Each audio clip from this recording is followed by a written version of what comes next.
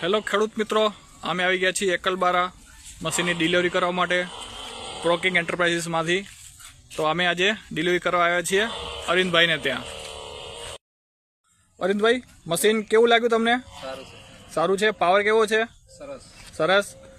ને સાથે કેવી મળી અમારી ડિલિવરી? સારી છે ને? ખેડવામાં પણ કેવું ખેડે? જબરજસ્ત ને? હેપી છો ને ફૂલ? ઓકે, સરસ. તો ખેડૂત મિત્રો, અમે આવી ગયા છીએ અરવિંદભાઈના ખેતરમાં. તો એમને ખેતી કરેલી છે માંડવાની.